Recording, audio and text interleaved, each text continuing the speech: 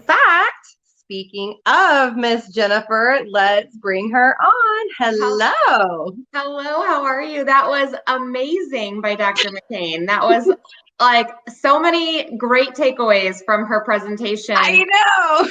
I And loved it. coming from I used to work in medical sales back in the day, so I have a little bit of knowledge around all the things that, just enough to be dangerous. And having a brother and a sister-in-law that are both physicians, I'm going to be like chirping in their ear now and saying, hey, you should look in more to this and that. And so I just really appreciated her It's presentation. Thank you. fascinating, isn't it? Once you learn about these other options, it's like, where have you been Yeah. all my life? I don't, I don't know. It's really, really wonderful. And by the way, their office is so cute. It's in this old, like 100-year-old house, and it's just super Oh, comfy and like cozy to walk in there. It's adorable. It's so, so cute. So let's talk about you and what yeah, you do. let's do So it. you're going to kind of bring the other side of this, which is kind of the more financial Yeah. aspect. So tell us a little bit about you and what you do to start with. Well, I'm just your normal girl, really, to be honest.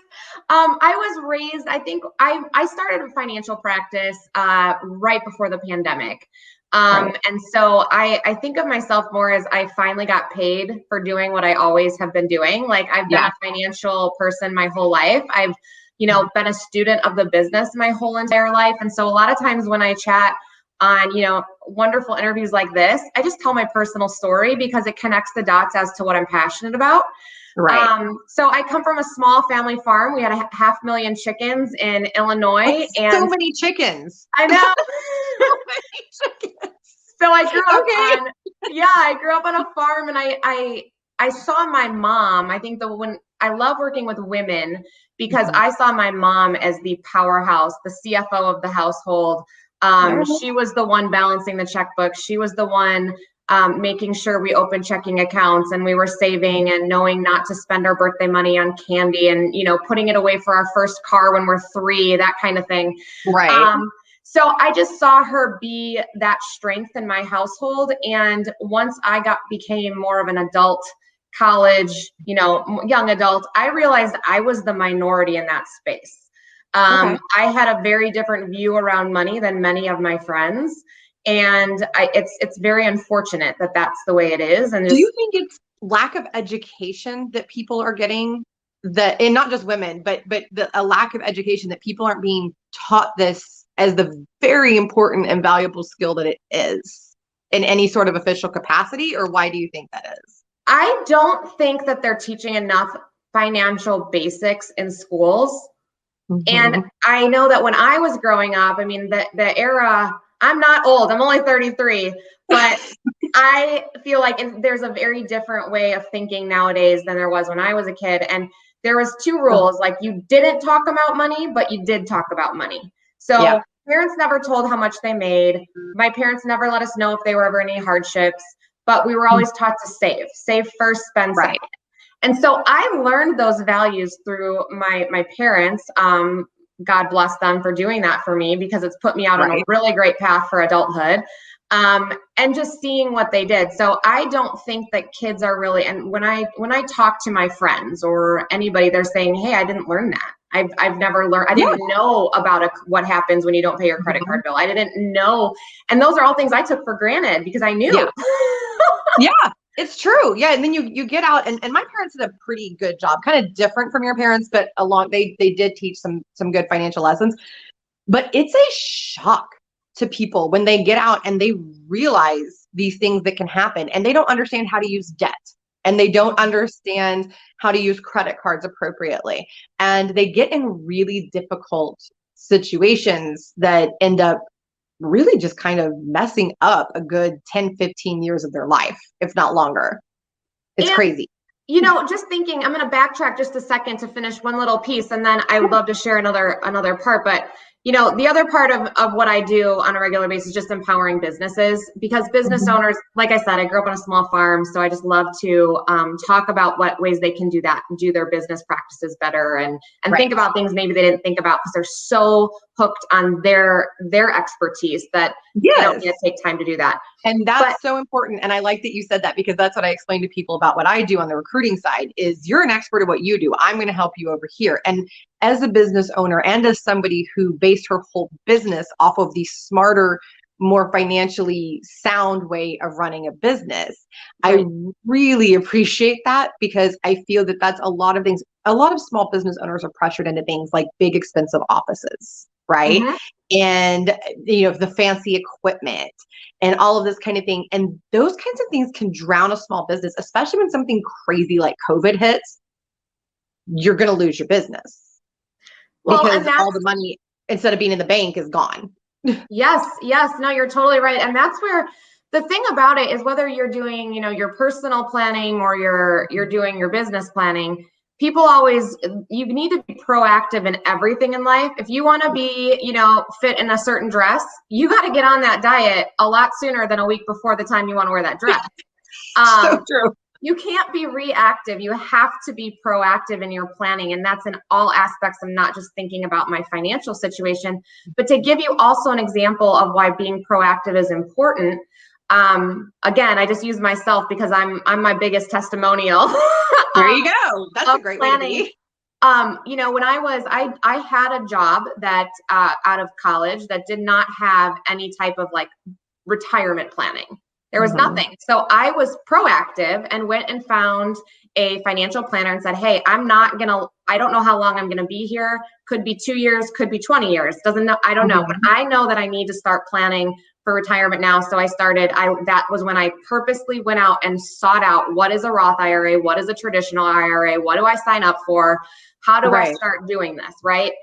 And that was being proactive. And I also, as I moved along in my jobs, and I ended up getting into a corporate position, making, roughly 200 grand a year, which was really great and it felt good, but I was miserable. So, but the one thing that I did is I said, hey, when I would get those commission checks, I'd sock them into investments and other strategies, being proactive on my personal plan.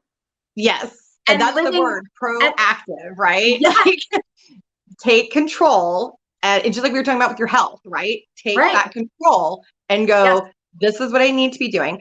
And, Pew Research says over half of Americans have stocks. But then what's interesting is when you read detail into that, most of them do not understand their stocks, or they're just lumped into some 401k that, they don't pay that much attention to. And that's again with being proactive. Learn, go to someone. If you don't know, go to someone that can explain it. Just like you go to Dr. McCain, if you're having a symptom or you feel a lump or something like that, and you're like, this doesn't feel right, I'm not sure. Right. Go ask. There's a reason there's experts in those fields that you need to reach out to. And it's your job. You are in control of your happiness, your life outcome, your energy. You are in control of all of that. So it's on you to reach out to the experts all the time. 100%. We had a compliment from Paul who says, great info. Thank you. I'm sure she appreciates that. I think that a lot of people feel either they think that they don't have the time, because I hear that excuse a lot when you bring up these types of subjects. Yeah. And go ahead. It's one in, I want to say I had written it down. That is the biggest reason people do not plan is time. But those same individuals will sit and watch 4 Netflix shows back to back to back and not care at all. Like, okay, I just watched 3 Big Bang Theories back to back to back, but I didn't have a half an hour to do my monthly budget. And what's interesting too about that? Yeah, I know. It's like, that's not it. That's not right. It's like when people tell me I don't have time to interview. Yes, you do. You didn't need to take that extra half hour at the end of the meeting to go on and on and on about this restaurant that you found or some movie that you watched. Manage your time. And it's the same thing with your finances. You just have to say, this is a priority, period.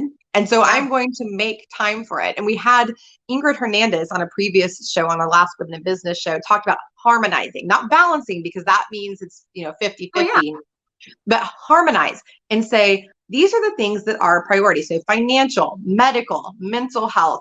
And yes, financial health is a thing.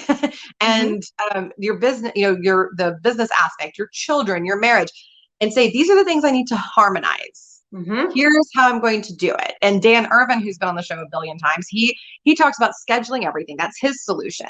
Some people, it's, just making sure they have it on their calendar to just do it during the week. And that's how they do it. But you have to schedule that time and make it a priority. So with you, I mean, now I know it's what you do for a living, but even before that, how did you fit that in when you had a full-time job and you had school or whatever else going on? To fit in my planning, one, I think the biggest thing for me, I would just put it on my calendar. I mean, that's essentially how I do it. It's on my calendar. Everything. Like sometimes I want to be like, okay, bathroom break, just throw it on there so I know. But that's, just thinking about these proactive planning is, I also think, the other day I went over with a group of women, pretty much badass women that are just kicking butt in their careers. Yeah. And we talked about the different types of people. And there's people that are like the detective, like they have to investigate everything before they take action on it. And that can be good, but some things that you need to take action on are time sensitive. And so sometimes you need to go ahead and shift that over to an expert and just talk it through and trust that the expert in whatever field that is can do it. And just to kind of wrap back a little bit around, I know you like stats. And so I really want to give you a couple things I wrote down just so I didn't mess them up. But specifically with women, I don't know, all the women watching, there are three main challenges that women face when it comes to their personalized planning. Day-to-day, this is their day-to-day actions, their financial, fitting in their workout, all these kinds of things. So first of all, women usually earn less money than men. Usually it's 82 cents to the dollar. So that's number one. We typically earn less, which sucks, but we're working our way up the ladder. We're getting there, ladies. It's weird because women actually negotiate more. So that makes no sense. Well, the other thing that I've been learning in a lot of groups is that women will not fight for their pay.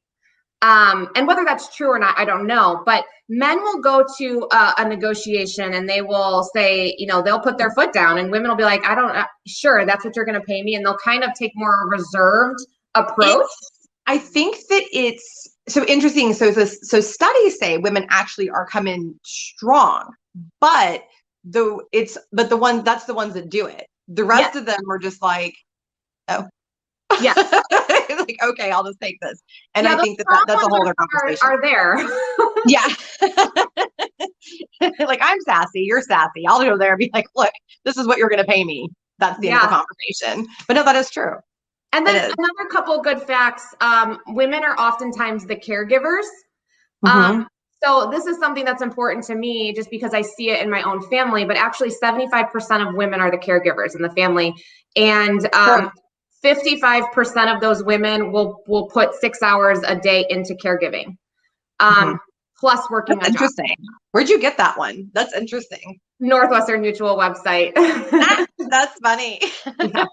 I do. I look up stuff. I'm always on there, finding. But that is true, though. And even if you want to debate the exact number of hours or whatever, but ultimately that's true, right? That is, women are you almost universally, not just exclusive to this country, seen as the caregivers, and so they're usually pulled to different directions. Yeah. So how do we solve it? And still protect our financial freedom? I mean, I think that partly goes with women. I mean, we're naturally the caregivers anyway. We care for the kids, care for the husband. It's usually a fourth or fifth kid. We had the husband in. That's what my mom always said anyway. I always tell people, they're like, do you have children? I'm like, yes, I have a 40-year-old.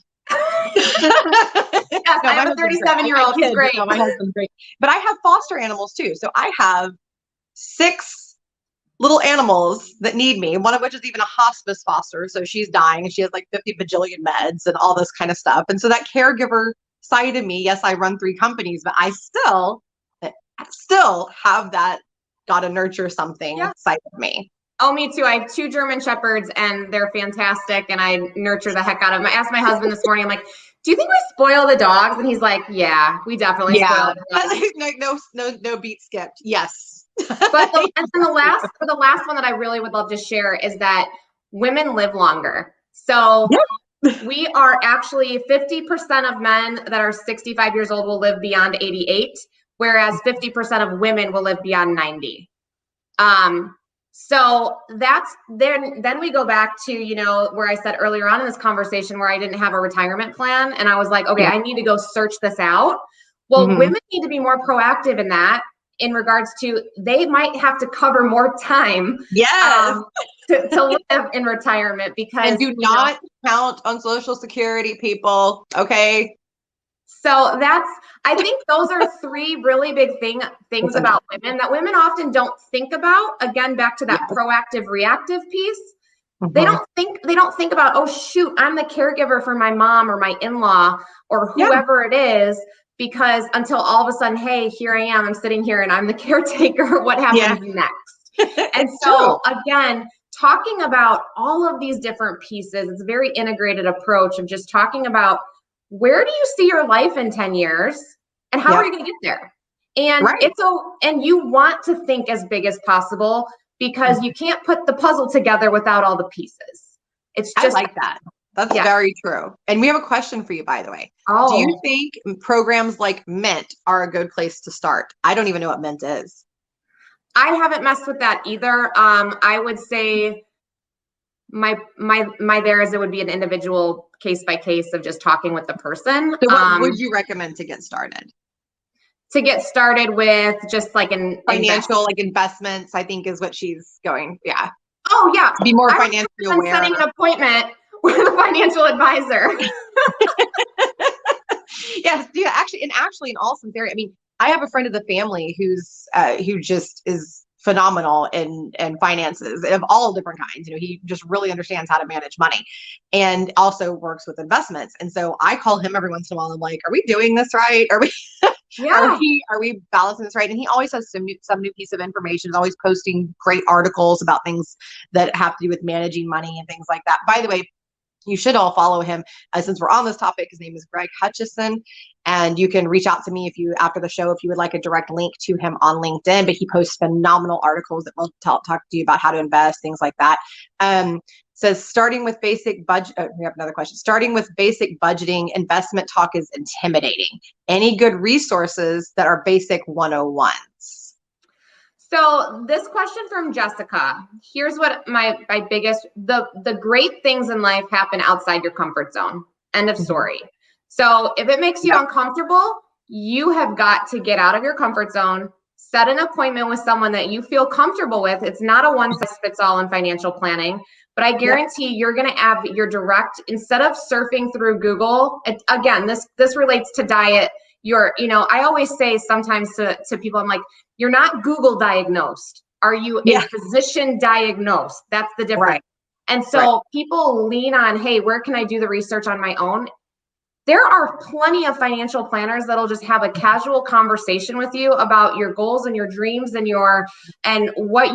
and take on those insecurities of where you feel like, hey, this makes me uncomfortable. But that's the same thing when you go to a doctor and you're like, I'm uncomfortable. I don't want to tell them about this lump that I have. Right. But my health problems. You want to start with LinkedIn Lives and stuff like that. There are people that have Zoom calls and LinkedIn Lives to give general information, and then you can reach out to them afterwards and get specific. So if you want to start where you're just kind of watching and learning, that's probably where I would start. And then you can still raise your hand and ask questions. Yeah, there's that. And, I also, there's always webinars. There's tons of just webinars going on of, I hosted one for my practice yesterday. It was, the future is female. Let's plan for it. And it was awesome. And that's a really unintimidating spot to go and get to know other women. Yeah. And in that webinar, people, share about, oh, I didn't think about that, or I didn't think about that. And they're like, chatting in there. And all of a sudden you don't feel like you're alone. You don't feel like it's intimidating. Right. And I just say that on all aspects of life. Anything that you go into that you don't know about is uncomfortable. I know that for me, I know we're wrapping up on time here, so I won't. No, you're fine. I won't blab too much. But one thing that I was really uncomfortable with when I started my practice, and this was being a female, I started a financial practice. We are the minorities in finance, like women. Very true. Not a lot of us around. So I started this financial practice, and then a pandemic hit, and I couldn't go to any social gatherings to meet people, to get introductions, to jive with them.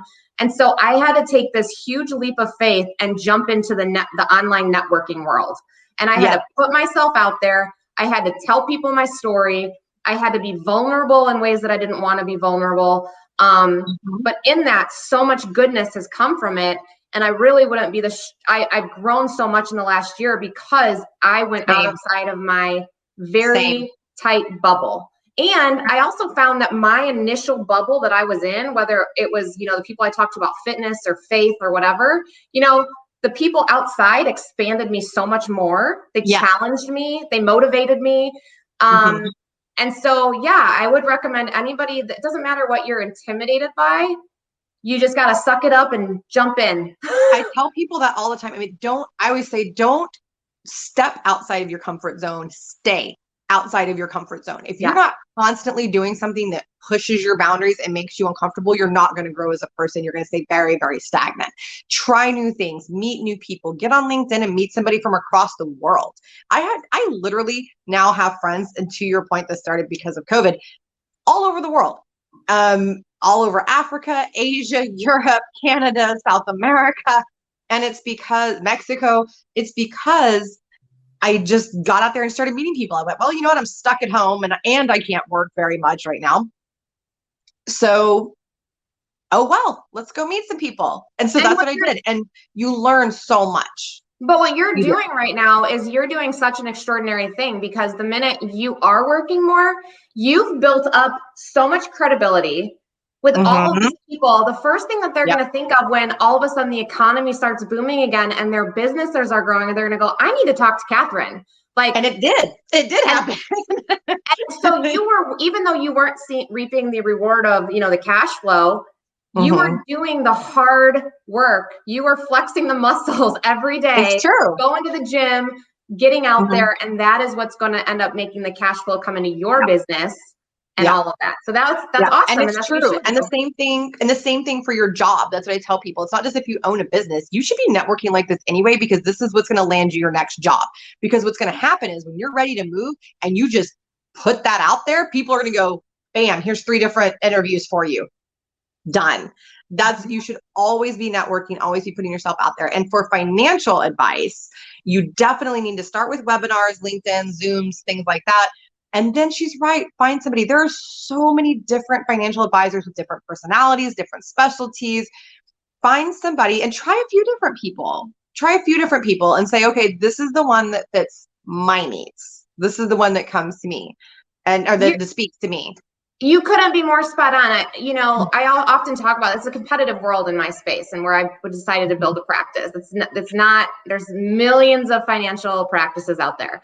And the thing is I said, hey, this is what's important to me. This is where I want to focus. Some people work with me that aren't in that space because they just jive with me, and that's awesome. Cool. Yeah. Do it. Yeah.